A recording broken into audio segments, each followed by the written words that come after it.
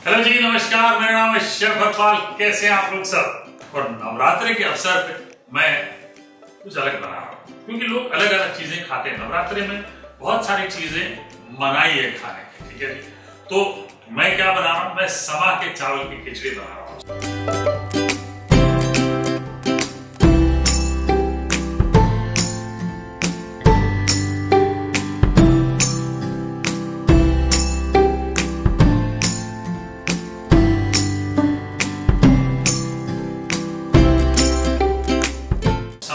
बानियाड millet family से है, तो सुपर फूड ये एक तरीके से समझिए भाई। High in protein, rich in fibre, high in iron content.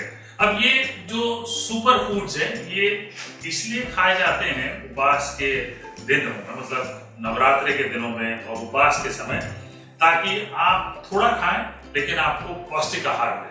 तो समा की खिचड़ी बनाने के लिए मैं यहाँ पे देसी घी यूज कर रहा हूँ। अब ये जो समा की चावल है ना, मतलब समा जो है, बानियाड मिलेट जो है, वो हिंदी स्पीकिंग बेल्ट में तो समा के नाम से ही जाना जाता है, लेकिन साउथ में थोड़े अलग अलग प्रकार के नाम से जाना जाता है। मैं यहाँ पहले देसी घी लेता हूँ, फिर आपसे बात करता रहूंगा और सारी चीजें डाल भी लेता हूँ इसमें। ये लीजिए, 1 बड़ा चम्मच जीरा का डाल लेता हूँ, हरी मिर्चें, अदरक ये डाल लेते हैं।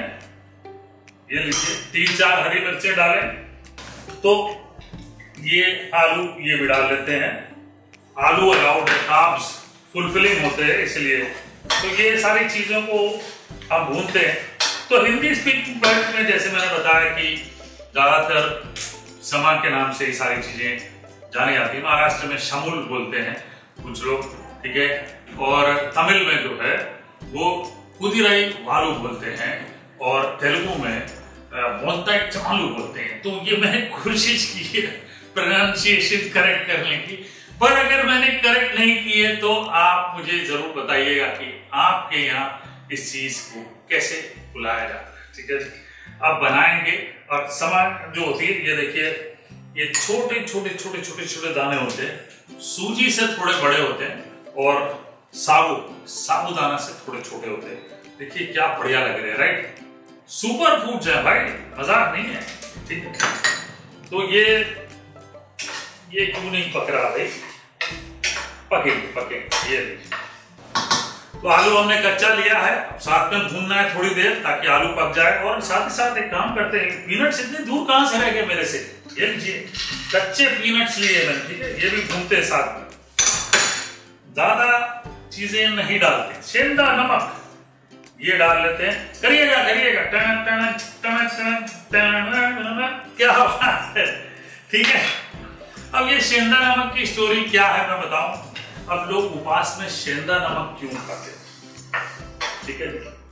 सेंधा नमक इसलिए खाते हैं, ये नमक पहाड़ों में मिलता है, ठीक है। ये समुद्री नमक नहीं है, इसीलिए समुद्र के जो जीव जंतु है उनके बीच से निकला हुआ पानी, उसे सुखा के आपको जो रेगुलर सॉल्ट मिलता है, उसमें जीव जंतुओं की कुछ संभावना होती है, इसलिए उसे अलग किया। तो पहाड़ों में कैसे पूरे का पूरा नमक का ढेला मिलता है, ठीक है। वो ढेला उठाया, कीड़े होंगे ऊपर नीचे, बट अंदर बिल्कुल नहीं होंगे। तो पानी में जब सुखाई जाती चीज, पानी को सुखा के, समुद्र का पानी, तो उसमें ऐसा माना जाता है कि जीव जंतु होते हैं, इसलिए उसको नहीं यूज करते, इसलिए उपवास में सेंधा नमक यूज करते हैं। तो ये बहुत इंपॉर्टेंट चीज है, ये मैंने सीखी है, क्योंकि आपको पता है नमक से मुझे कितना प्यार है। इसका मतलब ये नहीं कि ज्यादा खाएंगे, खाना उतना ही है जितने की आवश्यकता, राइट। ये लीजिए, थोड़ा भूनेंगे। अब ऐसे भूनेंगे जब, तो जीरा भी ब्राउन हो जाएगा, कच्चा नहीं रहेगा, आलू भी भून जाएगा और पीनट्स भी भून जाएंगे। अब समा के चावल 2 कप मैंने लिए यहाँ पे, ये डाल लेते हैं। तो मिक्स करें, थोड़ा सा भूनेंगे, उसके बाद पानी डाल देंगे।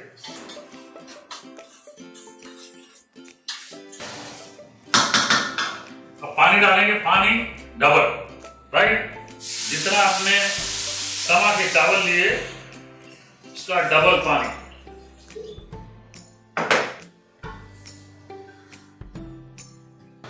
अब इसको पकाएं।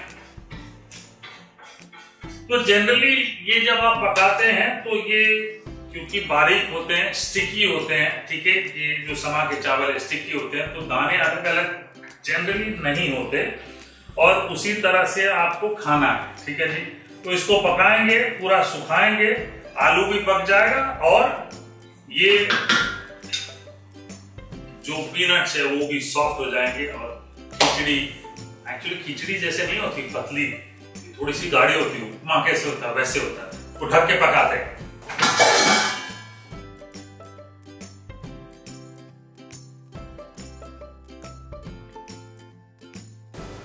तो समा के चावल का जो प्रपोर्शन होता है वो आपने अगर 2 कप समा के चावल की खिचड़ी बनानी है तो 4 कप डबल क्वांटिटी आपने पानी लेना है, ठीक है जी। ये बहुत जरूरी है।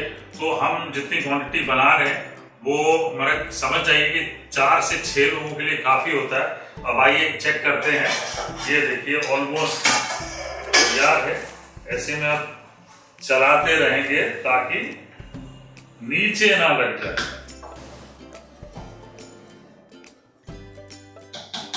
तो ये लीजिए, बिल्कुल बढ़िया तैयार हमारे समा के चावल की खिचड़ी। अब ये जो है ना, इस वक्त गीला लग रहा है लेकिन गर्म है करके लग रहा है। जैसे ठंडा होगा तो ये बढ़िया तरीके से थोड़ा मस्त, तो मतलब जिसको कहते हैं उपमा का टेक्सचर कैसा, उपमा गीला रहता है, गर्म रहता है, जब वो थोड़ा सा सॉफ्ट रहता है और जैसे ही ठंडा हो जाता है वो थोड़ा सा मतलब पकड़ में आ जाता है। ये भी वैसे ही होगा। अब परोसने के लिए हम बिल्कुल बढ़िया बोल ले लेते हैं। बहुत ही बढ़िया। एक्चुअली मैं समझता हूं कि ये देखिए, वाह, ये सिर्फ उपवास में नहीं खाना चाहिए। तो मुझे ऐसा लगता है ये देख के कितना सिंपल, कितना होलिस्टिक लग रहा है, कितना होलसम लग रहा है। ये सुपर फूड्स की खिचड़ी है भाई साहब। आप सिर्फ उपवास के दौरान ही नहीं, वैसे भी खा सकते हैं। और इसको खाने के लिए भाई ये और इसके साथ दही ये रखिए और दोनों का कॉम्बिनेशन इतना मजेदार है, पूछिए मत। जब भी आपको हल्का चाहिए कुछ खाने के लिए और हेल्दी चाहिए, ये बनाइए।